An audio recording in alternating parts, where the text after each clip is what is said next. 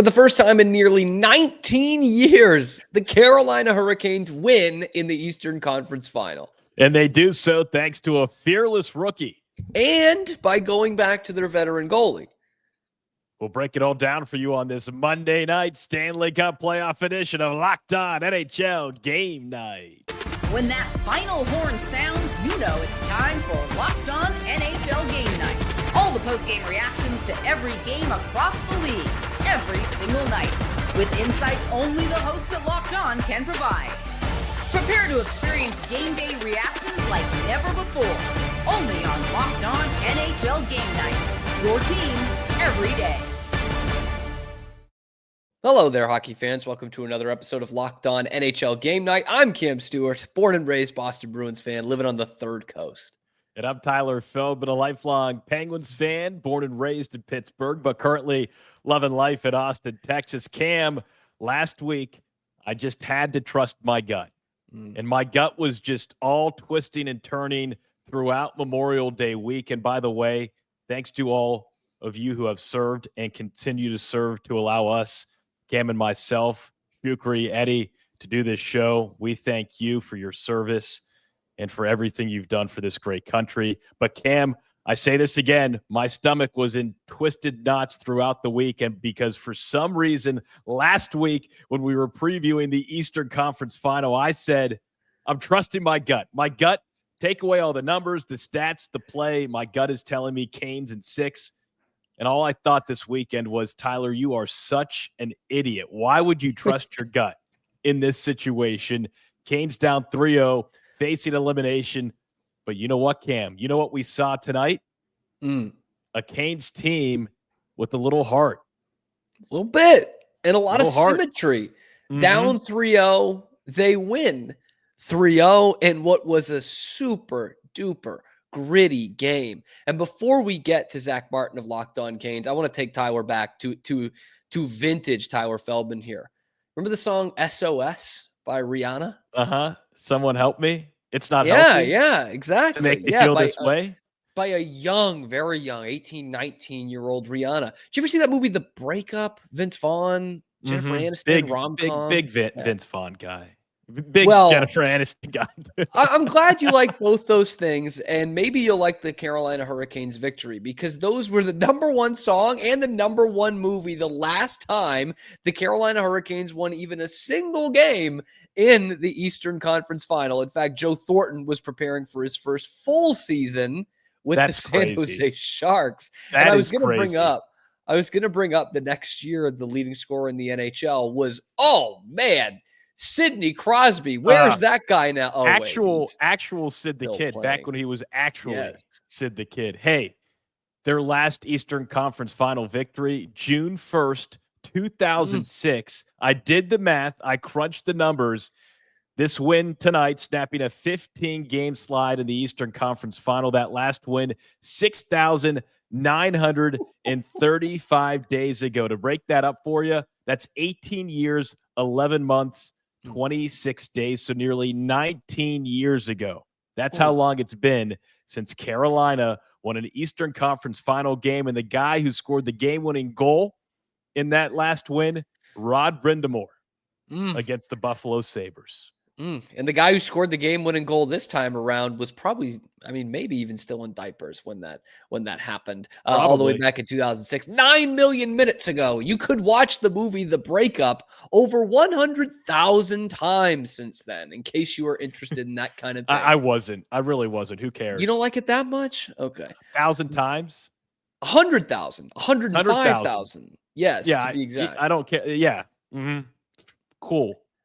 You'll get on that, and we'll check back in another couple decades. Zach Martin of Locked On Canes on what this win means for the franchise, and more importantly, what it means for this series. Put the brooms away. The Carolina Hurricanes hold on to win 3-0 in Game 4 to force a Game 5 on Wednesday night back in Raleigh. Very huge goal from Logan Stankoven. Gets the assist from Alexander Nikishin for his first ever playoff point. Empty netters by Sebastian Aho and Jordan Staal puts the icing on the cake as Frederik Andersen picks up a win with a 20-save shutout. This is the Carolina Hurricanes team we've all been waiting for in this series. If they enforce their will like they did in this one, moving forward, we could really have a series here. But you know what? It's one game at a time. But this was a huge one as they snapped their 15-game winless streak in the Eastern Conference Final. And now, once again, their backs are against the wall. But now they got the Lenovo crowd behind them for Game 5 on Wednesday night. Stankoven gets the only goal of the game in which a goaltender was presently in the net. It comes from a beautiful play, by the way, by Alexander Nikishin. Is that it? Nikishin? Nikishin. Nikishin. There you go. I'm thinking Nishushkin, clearly.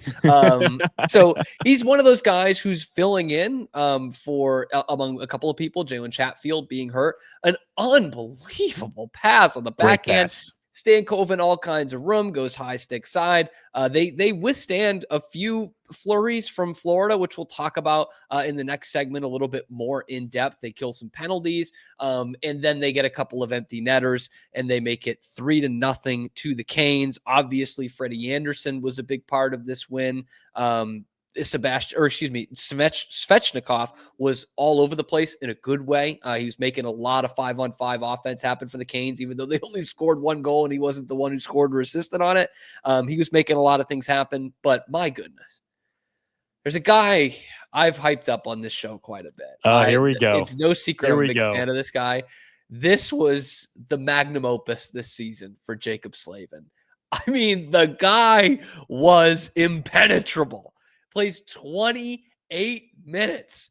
He is the leader in this game for time on ice, and he's the leader by over 3 minutes. He's playing in a couple of different pairings. He's playing a lot on the penalty kill. He has this one shift in the third period where he just manhandles Sasha Barkov on the boards. They're both standing up. Nobody's getting a skating head start. He just throws him to the ground, throws him off the puck. A few seconds later, Florida gets a shot on goal. It's not a great rebound. Barkov is right there, and it's certainly going to be put into the net if Jacob Slavin doesn't throw a backhander with one hand and clear it out. I mean, just an awesome game for Slavin. For me, Tyler, he really led the way in this really gritty win. Cam, I'll say this about Jacob Slavin. The Hurricanes leading up to Game 4 tonight, they had been playing like the eye of their Hurricanes logo. A black hole.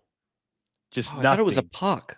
Totally lost. Just a black sphere of nothing. Jacob Slavin has been adding color consistently to that eye of the Hurricane in their logo. And tonight we saw it. That's a big reason why his play, they came out finally skating really hard, intense, with intention. And then in the second period as well, they were knocking on the door. I don't think Carolina was, I'd give them a 7 or 8 out of 10 performance-wise, which is much better than what we've seen in the first 3 games of the series. Florida just finally had a game where it was just like, yeah, they kind of had some chances. They hit the post a couple times. They were able to coach's challenge and get a goal taken away from Carolina to keep it a game. It's a big moment in the game, yeah. It was a big moment. But in reality, Florida just didn't have it, and a big reason why was Jacob Slavin. Yeah, and he obviously led the defensive effort, which is what they needed in this game. I mean, it's 1-0 until just over 2 minutes left, and the goaltender pulled. How about Freddie Andersen? Huge. You have Kochetkov in Game 3, trying to shake some things up. It doesn't go well, not much like the first 2 games. Freddie Andersen was having the stretch of his life probably in those first 2 playoff rounds. You were waiting for him to blow it. Looks like he had, but he gets a second chance at this thing, and he keeps their season alive. What a performance. Huge. Earlier today, I saw the new Mission Impossible movie, The Final Reckoning. Fantastic. Go see it. Okay. But Freddie Andersen was like Ethan Hunt, just coming in, facing elimination. You put Freddie Andersen back between the pipes, and all he does is deliver. 5th career playoff shutout. It comes at a huge time, staving off elimination. You needed that performance from Freddie Andersen tonight. He only faced 20 shots, but he got the job done. And I think you could also argue with Logan Stankoven, just the 3rd rookie in Carolina history to score in an elimination game. So maybe he was doing his best Ethan Hunt impersonation as well tonight. So Carolina had enough production finally. Again, they only scored 1 goal with the goalie in net, 2 late empty netters, but they got the win. That's all that matters. they And continue this series, and they prolong the series. We finally see a little out of them. Maybe they get the confidence to take Game 5 on their home ice, where they've been very good Wednesday night in Raleigh. Yeah, and they did carry a lot of the play in this game too. I don't think that goal was against the run of play. Florida had its spurts, but it is worth noting there's only been one team ever to come back from down 3-1 in a conference final, and that's one more than the teams that have come back from a 3-0 series deficit in the conference final. But that's why we're here. History is meant to be broken. I think that's records, but you know what I mean. Carolina, 3-0 win. They keep their season alive. The Florida Panthers, is this becoming a trend for them, playing with their food a little bit with the series on the line? We'll talk about that next on Locked On NHL Game Night.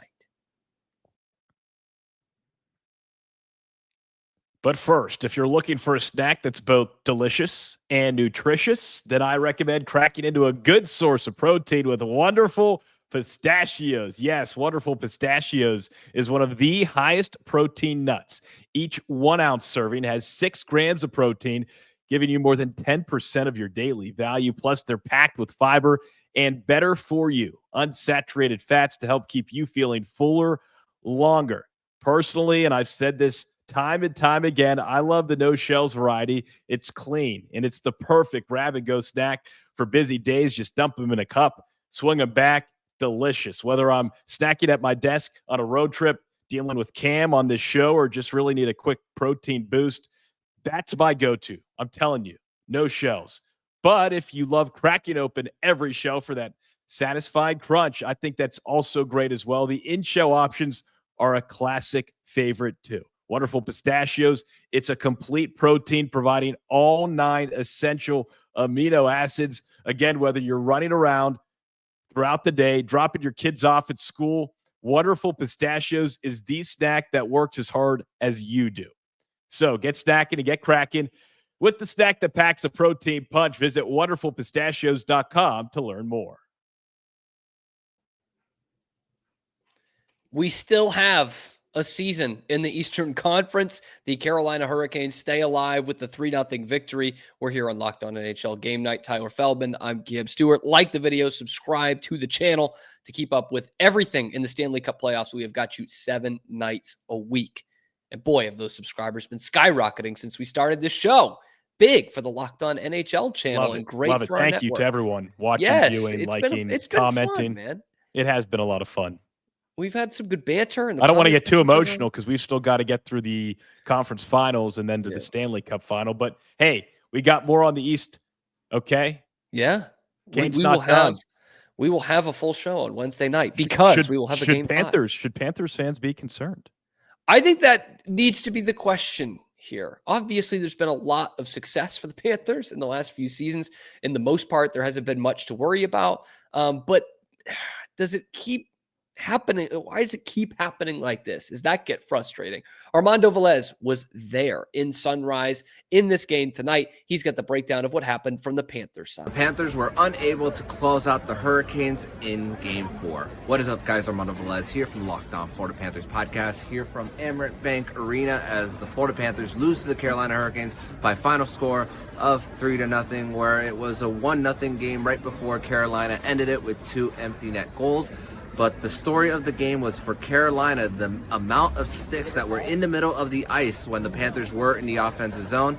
Quite a few lanes that the Panthers had on the night, but just constant breakups. Jacob Slavin was a big star for the Carolina Hurricanes on the night. Frederik Andersen was standing on his head in the third period. Sergei Bobrovsky was the one standing on his head in the first period. Panthers go 0-for-4 on the power play, and it was a few missed opportunities with coincidental minors with Nate Schmidt and an embellishment call on Matthew Tkachuk. That was it. We'll break all this down and more on tomorrow's edition of the Locked On Florida Panthers podcast. Your team every day.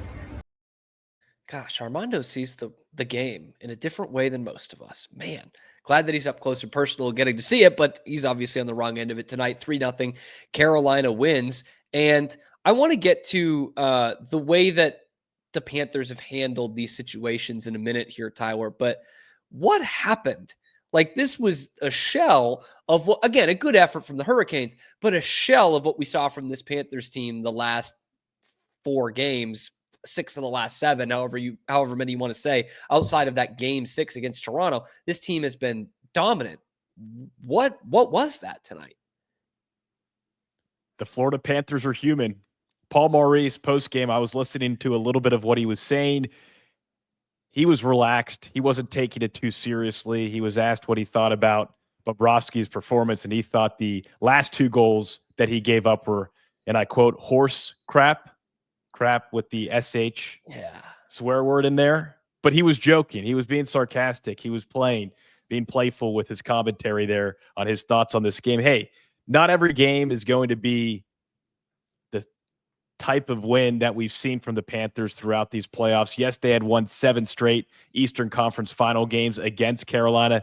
Yes, they were 3-0 all time when they had a chance to advance to the Stanley Cup final. Now they're 3-1 in those opportunities. Yes, they failed to reach the Stanley Cup final for the 3rd straight year, which would tie the Tampa Bay Lightning for the 2nd team in this decade to do such with 3 straight Stanley Cup final trips. They weren't perfect. They're human. They didn't have a great game. They didn't have a lot of impact offensively. We talked about why Carolina was so good tonight.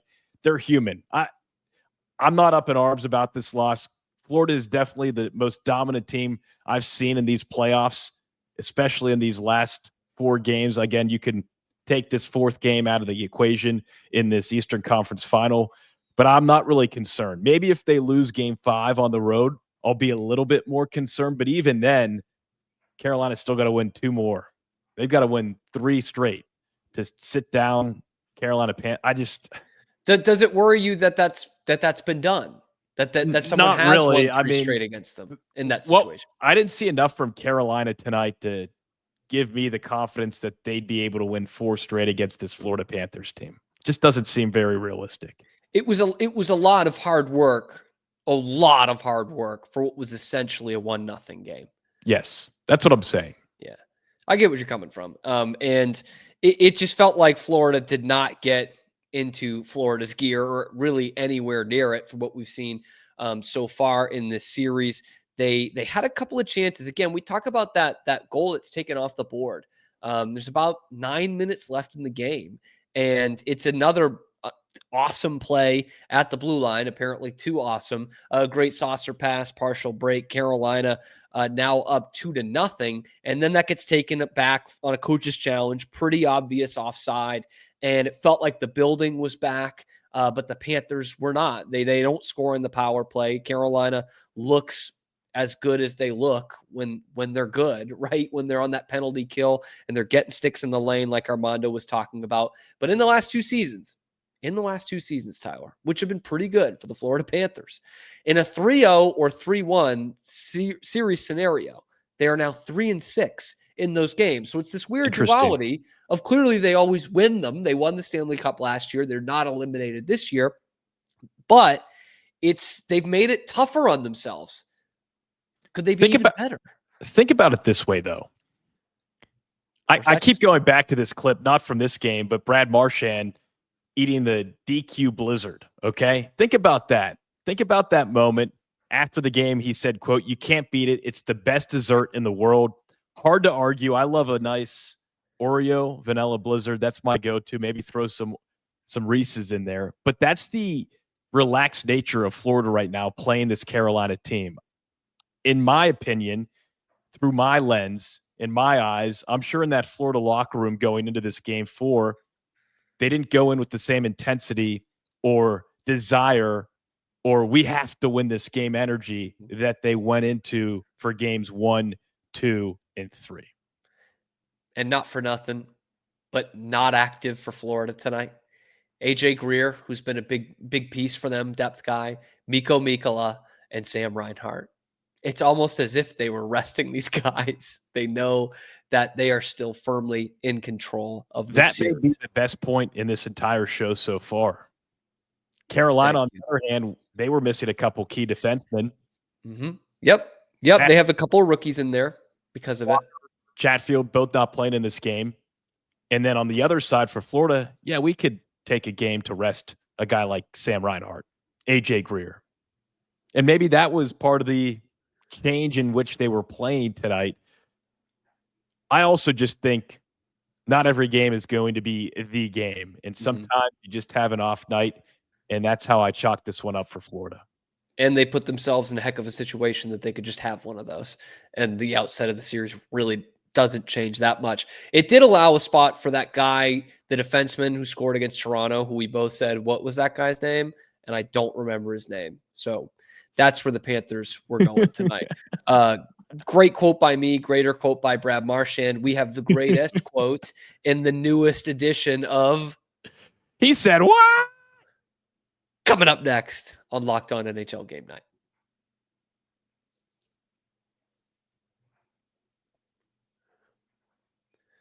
Third period of Locked On NHL Game Night. I'm Cam Stewart, Tyler Feldman alongside for his segment, which of course is known to the people as He said, what? And it's been a while, Cam. It's been a couple weeks. Playoffs have been busy, okay?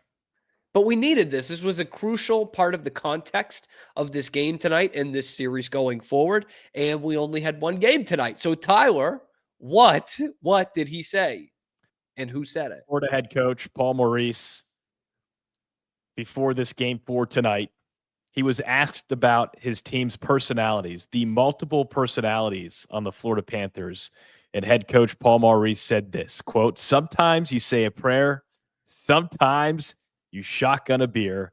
That's kind of like our team, end quote. And tonight, what was it, Cam? Because at times they needed to say a prayer. At times it felt like this was a group that just wanted to shotgun some beers.